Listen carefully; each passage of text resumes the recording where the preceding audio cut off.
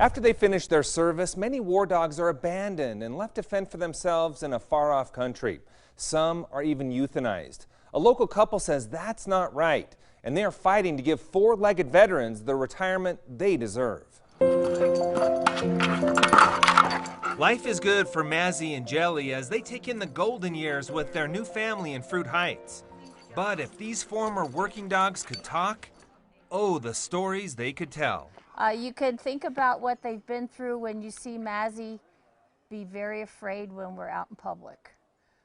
He tucks his tail, he sticks really close to Jim, and he won't look people in the eye. So he's been through a lot. Linda and Jim Krismer don't know many details about the past of their furry family members, but they do know they both worked in Kuwait detecting drugs. The two are part of a long legacy of canines trained to sniff out hidden explosives, keep the peace in detention facilities, and much more, all in the name of national security. They estimate these dogs save, I've heard numbers anywhere between 150 and 250 lives each dog. Former handler John Logie is one of those lives. Yeah, I definitely credit Balto for saving my life. It was May of 2010 when the two were working with a contractor helping Canadian forces clear compounds potentially under ISIS control in Afghanistan. Balto got onto the scent of an underground IED. As the dog was pointing it out, Logie hit a secondary device. He suffered several injuries, including having both eardrums blown out. But he knows it would have been a lot worse if he had hit the primary device. So if I would have stepped on that, it would have taken both my legs right off, and I wouldn't be here today. After that day, Logie went years without seeing his faithful friend. After his service to our country was complete, Balto came to Utah to live out the final 4 years of his life with Logie and his family.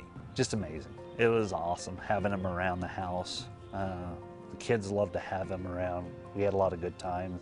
Not all of their canine colleagues get the same opportunity as Balto, Mazzy, and Jelly. So that really concerns me that those dogs have gone out and risked their lives, saved lives, and all that, and then we just abandoned them. They're U.S. dogs, they're American dogs, so they ought to be brought home.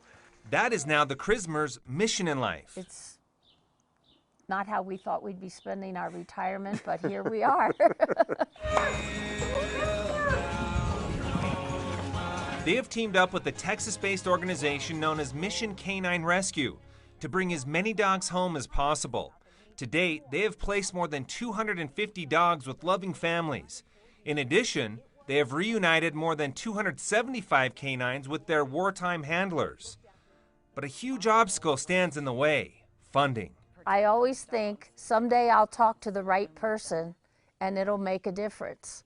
And it makes me almost tear up to think that that has happened. The Krismers randomly ran into Representative Chris Stewart at a Memorial Day event at the state capitol. Seeing him as that right person, they set up a meeting to tell him more about the effort. Stewart agreed to run an appropriations amendment which passed the House with lightning speed for congressional standards. You know, I get a real, as you can tell, I get emotional about it. That's, for some reason, I never thought I'd be this way. We've had pets our whole life, but there's something special about them. Lance Corporal James Minton of Kenosha saw his war dog, Boo, again. The $200,000 appropriation is expected to save some 200 war dogs if it passes the Senate and is signed by the president. A salute to these forgotten war heroes who give their all to a mission they didn't choose. You've got to look at these dogs, these war dogs, as veterans, because that's what they are. They've worked hard, they gave their whole life, and I think that's what a hero is. A statue of Mazzy with his work vest on is in the works for the Vietnam Memorial in Layton.